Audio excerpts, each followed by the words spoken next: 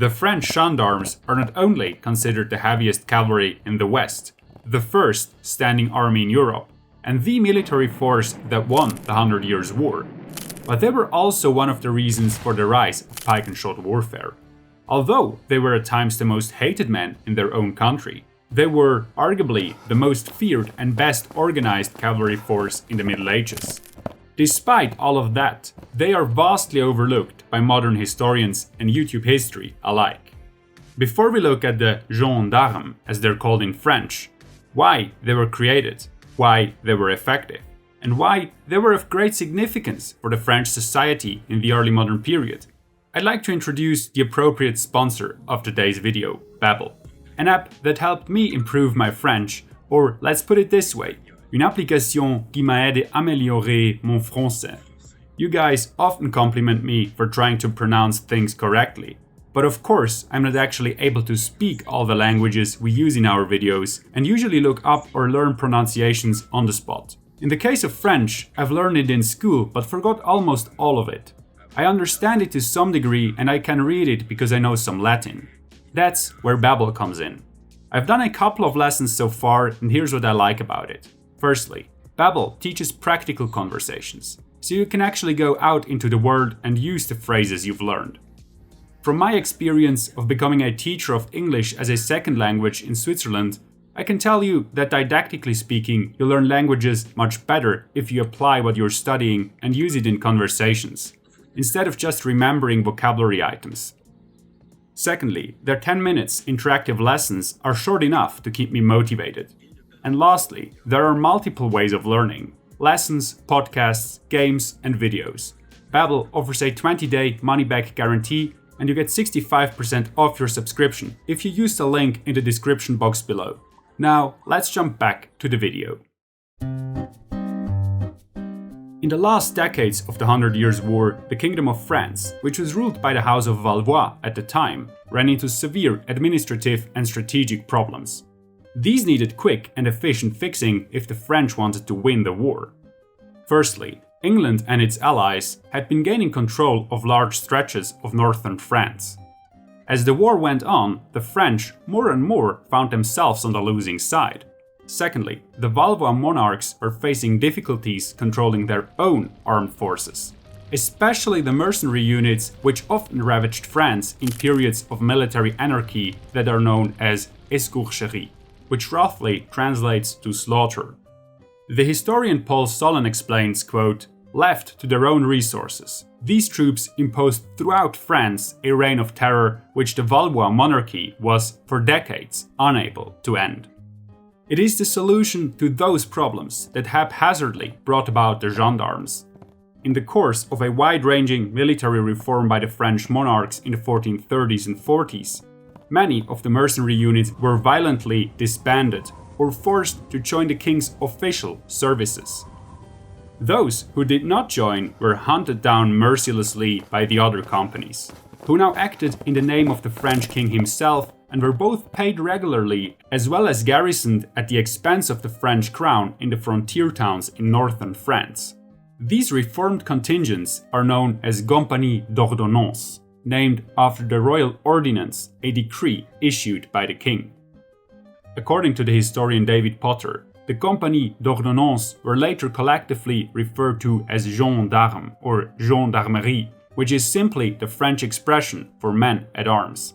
The compagnies d'ordonnance were administrative rather than tactical units. This means that they were garrisoned together, but they did not fight as one formation in battle. The smallest structural entity was referred to as lance, which was a very common administrative unit in the European armies of the medieval and early modern periods. The initial lance of the Compagnie d'Ordonnance of 1445, however, did not really consist of many gendarmes. In fact, only one member of the lance was a heavily armored man-at-arms. The other men in the company were one light cavalryman, two archers who were mounted but fought on foot, a valet, and a page. This composition would change, but we'll pick up on that later in the video. From a tactical point of view, the original idea of the Compagnie d'Ordonnance was to combine the strengths of the heavily armored knights that traditionally France had been bringing to the battlefield, and longbowmen that were still considered one of the most effective forces. They owed their reputation in part to the French defeats in battles like Crécy, Poitiers, or Agincourt, where the English and Welsh archers had contributed greatly to besting the French army. But unlike their role models, the archers of the Compagnie d'Ordonnance were mounted infantry, which made them as mobile as the knights, but they still fought on foot. Apart from these new mounted archers, the French crown also made use of infantry archers, the so-called francs archers, free archers, who were somewhat modeled after the English and Welsh archers as well. However, these were not part of the Compagnie d'Ordonnance.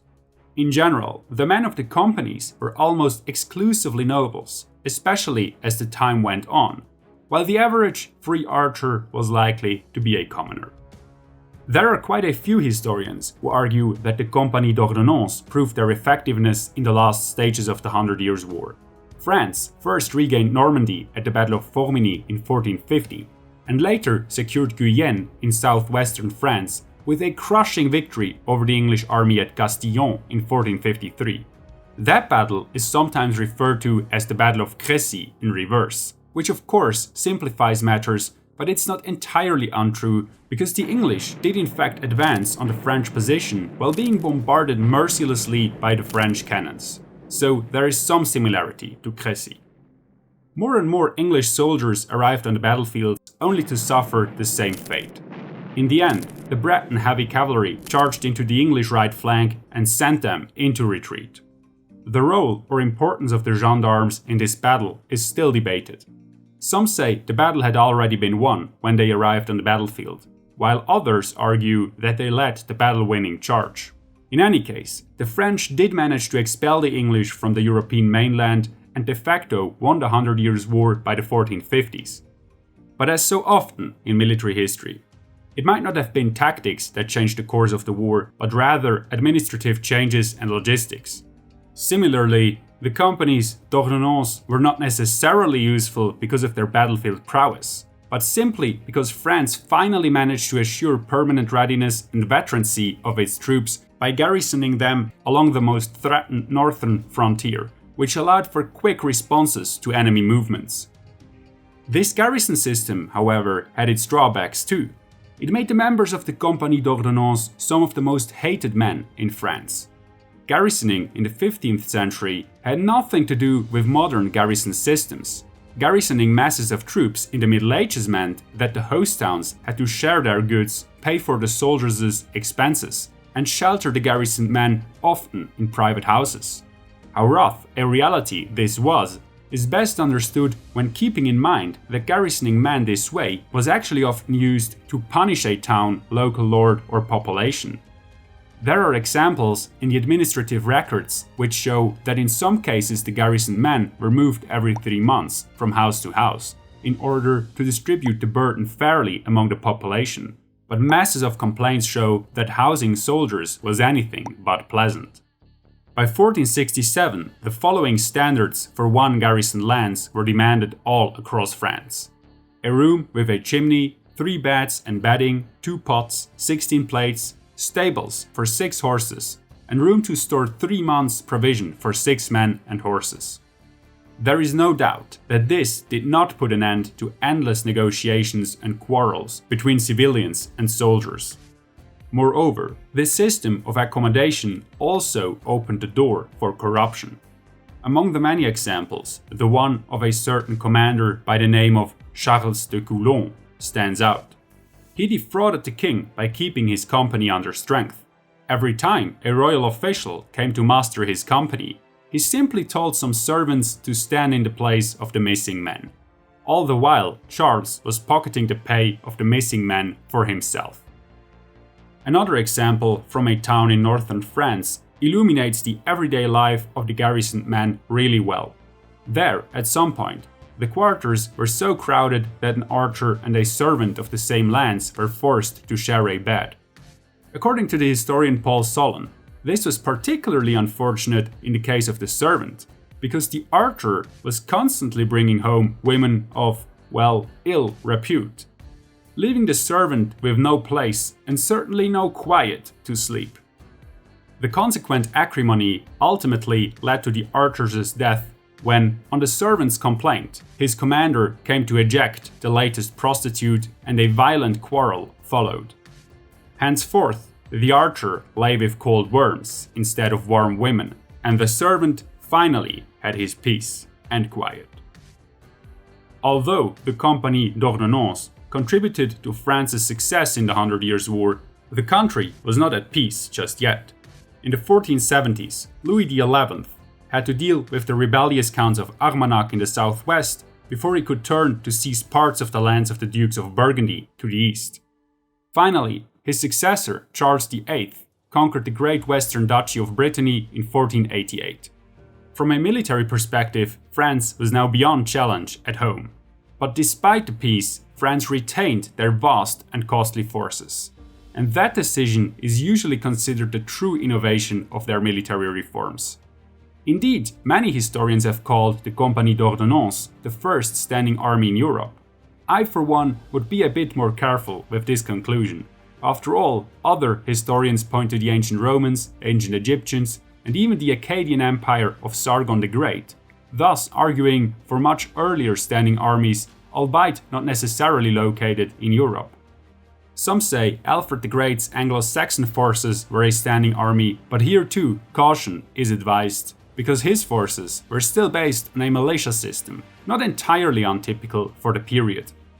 Other historians argue that there had been no such thing as a professional standing army in Europe up until well into the 17th century. However, what is undoubtedly clear is that the French had a permanent and competent force readily at hand whenever they needed it. Their companies were controlled directly by the king, so that in theory they weren't regulated by feudal patron-client relationships that had characterized armies in the Middle Ages.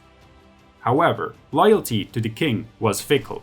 Especially in the French Wars of Religion in the 16th century, many companies preferred following their captain instead of their king.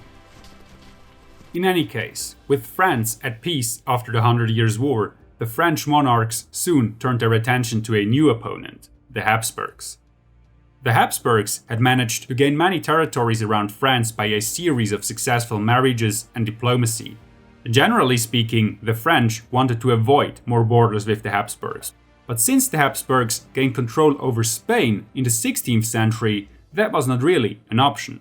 This rivalry first erupted in 1494 as a dynastic struggle over the Kingdom of Naples, escalated over time into a full-fledged war between France and the Spanish side of the Habsburgs. In the subsequent endless series of campaigns until the mid-16th century, the Compagnie d'Ordonnance played an important role.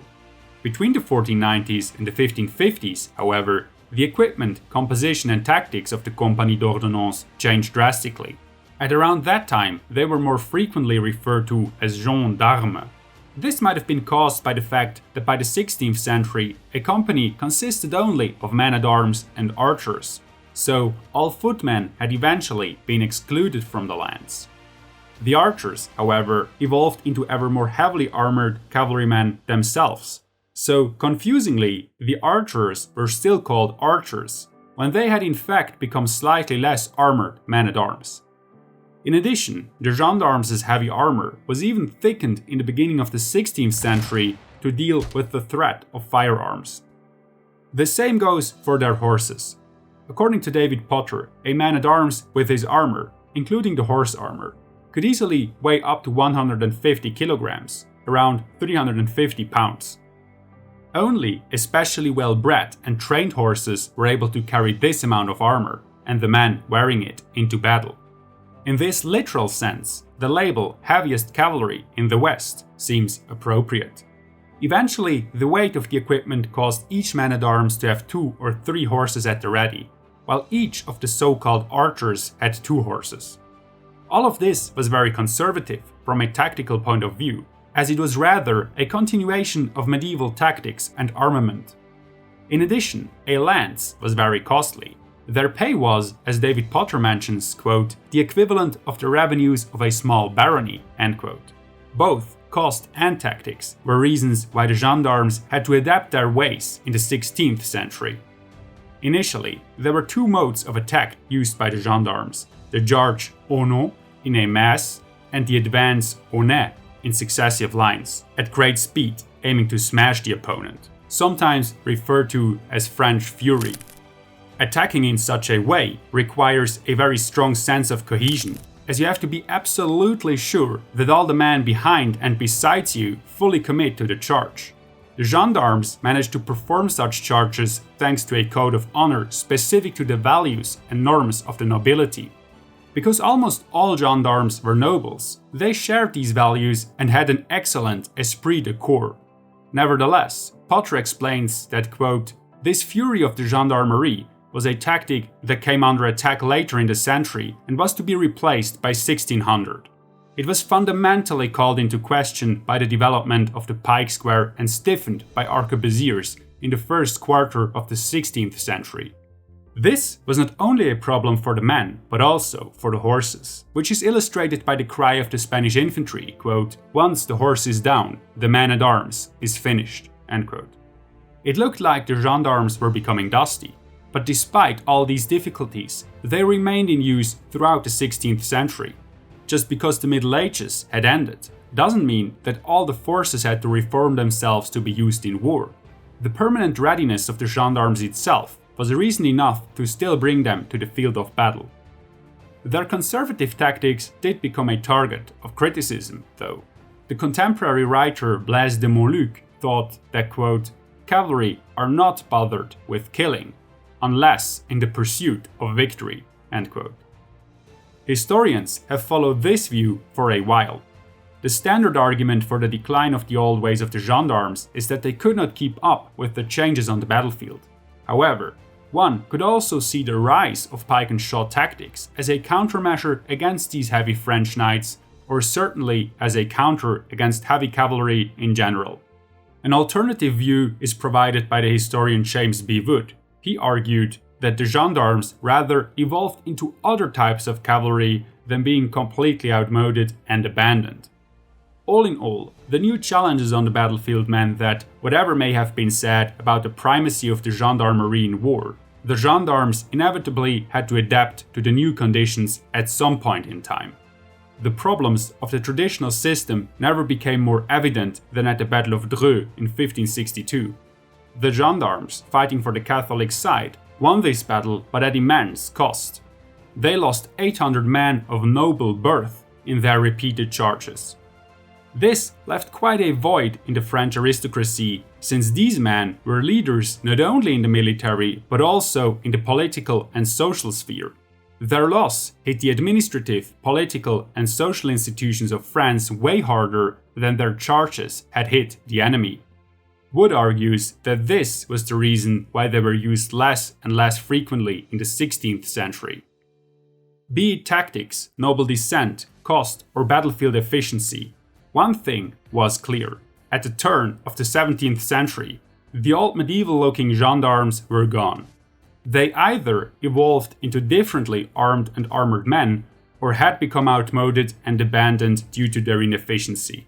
Whatever the answer is, they had no place in the new era that had begun, the era of pike and shot warfare.